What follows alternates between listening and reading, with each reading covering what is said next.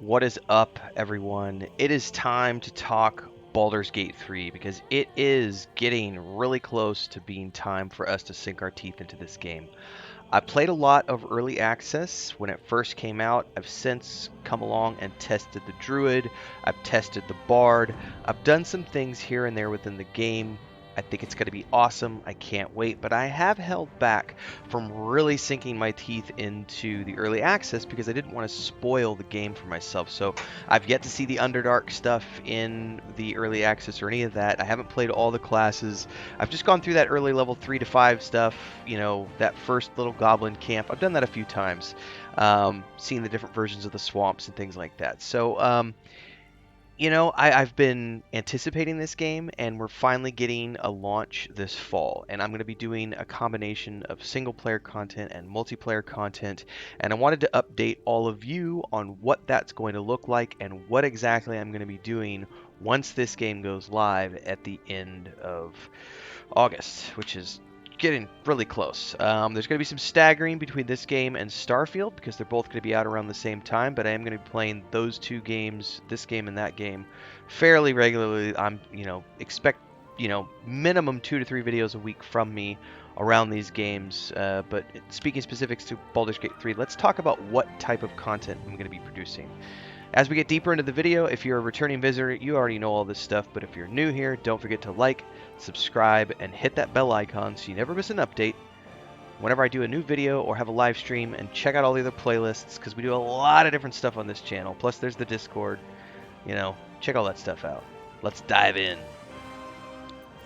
So the first thing that we're going to be covering as the game gets closer to launch is going to be a comprehensive series of guides surrounding the character creation process in Baldur's Gate 3. Now, we've been told there are more classes coming between now and launch. I don't think I've seen anything since they've teased it.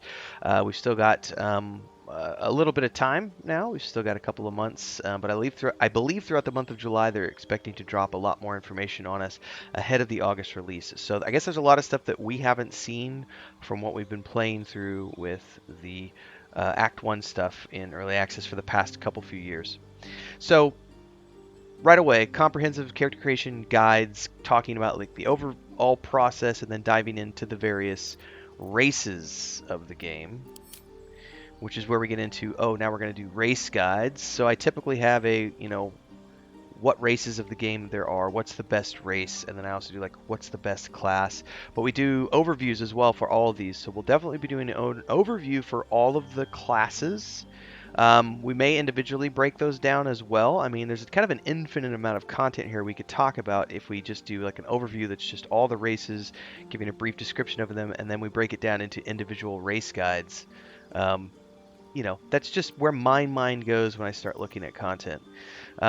And then there's all sub-race stuff and everything else. And then we get into the classes, and it's going to be the same thing. We could do an overall class guide, but then there's the individual class guides.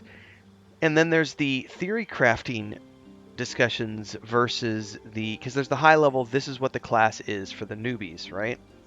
But then there's the advanced version, which is let's dive into a build guide for this character. And in order to do that, I have to level up a character. So you could definitely expect me to be leveling up a rogue for sure, a ranger for sure. And I tell you what, I've been having a lot of fun testing the druid character in this game. It's really funny to me. I never used to play druids.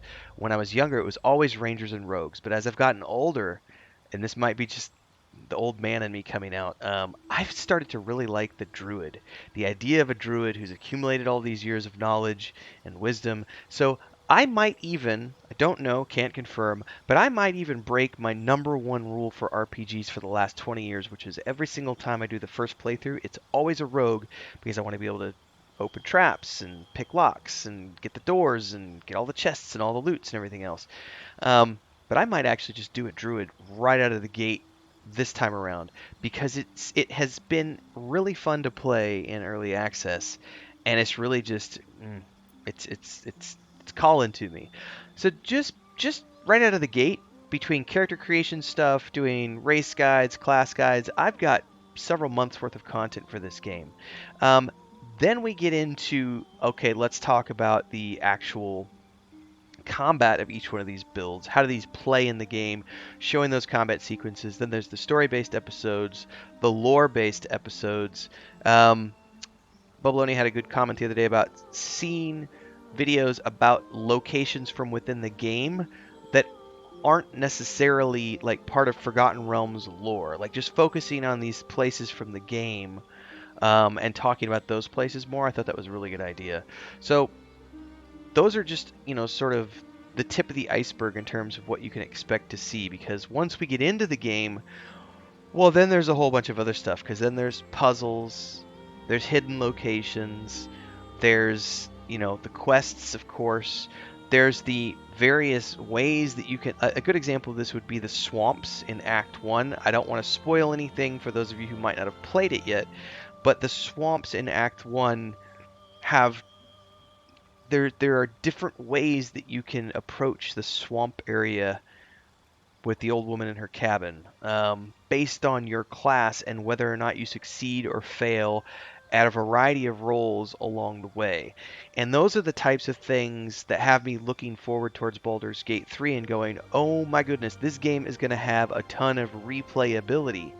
Because when you go through it on one character, you're going to make decisions that allow you to have this type of a gameplay. But then you go play a different character, you take different companions, you make a different alignment choice, you choose different options, or maybe you even, because I've seen this, you actually have completely different options available to you in conversation wheels because of your class, race, faction, and all this other stuff. So there may be characters that you play through the game which don't even come across certain types of content because they just aren't spec'd for it. But then you come through with a different character that has different skills and abilities, and suddenly you're finding these whole huge long side quests and areas of the game that you never explored the first time. I've already seen that multiple times in early access, so I know that's going to be a thing that, I mean, in the live game. That's why when they originally came out with early access, and I said that when they said we're going to have there's roughly 25 hours of content in early access as of us releasing it. I got 60 hours out of that first playthrough. That's just mind-boggling to me. There's already a ton of content in the game and a ton of variety depending on what you choose to take through the game. So there's also going to be going back and doing the different difficulty tiers to make guides around the tiers and what works and what doesn't. Then there's going to be group guides on how to do like the different, this is this group combination with a druid, fighter, thief, sorcerer. This is a build with a wizard, cleric, paladin, ranger. You know what I mean? Like there's going to be all these combo videos that you can do based around the builds of the classes you're going through. And the fact that, as far as I'm aware, we're getting more classes to add to this list between now and launch. If I'm not mistaken. If I am mistaken on that, somebody let me know in the comments below. But I'm pretty sure I saw that recently in their social media, coming in July, I believe. In any case, that's just the single player stuff, guys. Then there's the multiplayer aspect of Baldur's Gate 3, because they are making this, I believe, cross-platform and commercial time, everyone. Huge shout out to the Guild Champions, who are our highest tiered membership here on YouTube. We've got Bubbalonia, Ancient Entity, Crazy's Relative, Remy D. Thanks so much for your support here on the channel. And of course, to all of our members who help keep me full time here on YouTube. Thanks so much for your support, for being here, for checking in. Don't forget to like, subscribe, hit that bell icon, super chat any live streams or premieres you see, super thanks any video uploads you see. Don't forget YouTube Shorts in that category as well. And hopefully, we'll see you in the next live stream. Don't forget the Discord. Links are down below. Let's get back to the video. Player, where you could play it with up to, 3 of your friends. So, I know we've already got 3 people that are talking about playing it together. We'll be finding a 4th, between now and then. P.S. The members of this channel get first pick of any groups that we do.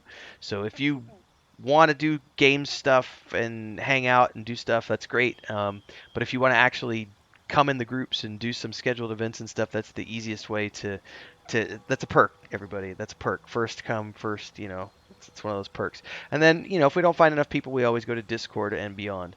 But that's me plugging my channel, nudge, nudge, wink, wink.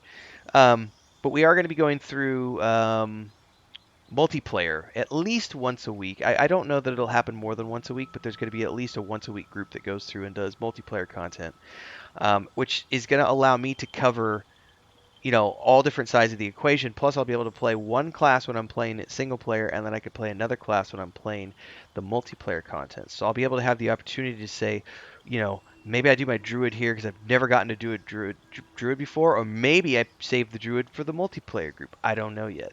Um, Lots of options. I have a feeling I'm going to do the druid in my solo playthrough though, and maybe do like a ranger or a rogue with the other group because I love both those classes. I've also never done a bard, and I tried the bard when it launched, and it was a lot of fun, and I could totally see myself playing a bard in a group as well. Um, and a wizard, I always love wizards at some point down the road. It's usually my fourth or fifth playthrough though, so I'm always happy to do a wizard as well.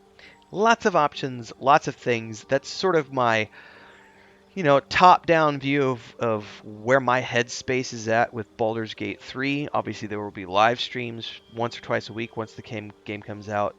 Um, but you can expect to see a lot of Baldur's Gate 3 content coming out from, you know, the launch of the game up until the end of the year easily. And then I'm going to be starting to weave in once a week episodes like this one into my existing content to help people get prepped. So we're going to be starting to talk about lore and ideas and theory crafting. And as they launch new class stuff, I'll be covering more news around Baldur's Gate 3 and all of this stuff. So I'm going to start to, as their promotional material ramps up, I'm going to also be ramping up for the launch of this game. So hopefully you're along for that ride. And if you are, like, subscribe, and hit that bell icon so you never miss an update. And don't forget to support with Super Chats, Super Thanks, memberships, and beyond. I'll see everybody in the next episode. Until then, stay safe. Happy gaming.